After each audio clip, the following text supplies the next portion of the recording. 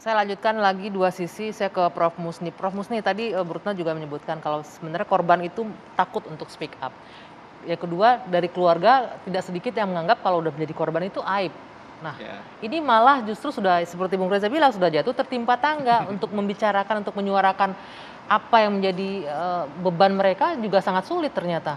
Masyarakat belum tentu menerima. Ya. Pertama, kita melihat dari sisi masyarakat. Masyarakat kita itu kan ada yang memang ini apa? Hidden culture. Jadi ada budaya mereka itu mau menutupi apa yang mereka alami. Walaupun itu karena malu kan, malu yang seperti itu. Dan ini banyak terjadi di masyarakat kita. Tapi kasus seperti ini sebenarnya nggak boleh kita sembunyikan. Kita harus laporkan kepada aparat, kemudian diselesaikan di lingkungan di mana kita berada. Tapi ini juga masalah. Karena dalam hukum kita itu untuk mengatakan orang itu bersalah harus ada dua bukti kan. Bukti tertulis dan ada yang menyaksikan. Padahal kasus seksual ini tidak pernah orang bisa membuktikannya. Nah, kenapa ini ramai sekali terjadi? Dan ini bukan hanya sekarang. Itu tahun 1999 sampai 2002 itu kan sudah ada hasil penelitian di Jogja itu.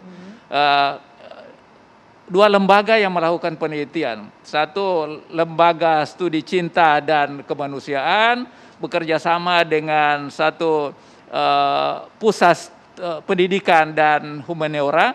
Mereka melakukan penelitian 16 kampus di Jogja itu, dan akhirnya dengan responden itu 1660 itu ditemukan 97,05% itu rata-rata mereka itu tidak gadis lagi, tidak perawan lagi.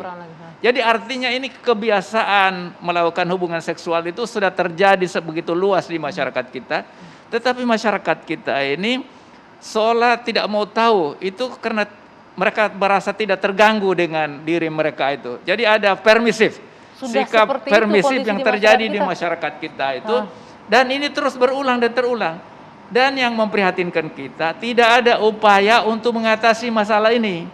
Membiarkan begitu saja. Nanti sekarang ini kita rame, sebentar lagi lupa semuanya, data kasus baru lagi.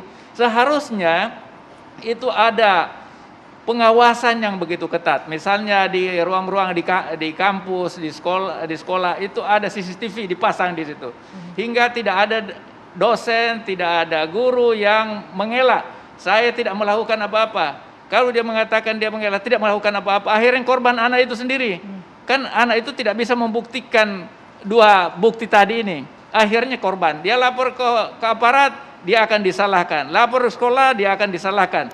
Nah, ini harus kita lakukan pengawasan yang sangat ketat.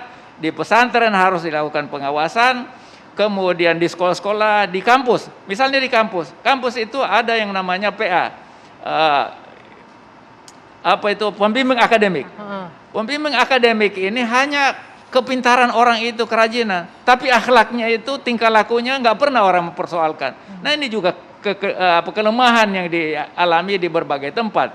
Nah, begitu juga di masyarakat, membiarkan, tidak mau peduli dengan tetangganya, lingkungannya. Ini juga kita harus salahkan pada masyarakat. Itu benar-benar tidak mau peduli atau karena mereka ya merasa ya bukan nggak sampai ke saya urusannya atau urusan personal. Tapi kalau menurut saya itu tidak hanya peduli, mereka tidak peduli. Mereka tidak ada gunanya kalau lapor ke aparat. Tidak ada gunanya kalau lapor ke tokoh masyarakat apa. Kembali lagi dua bukti tadi itu.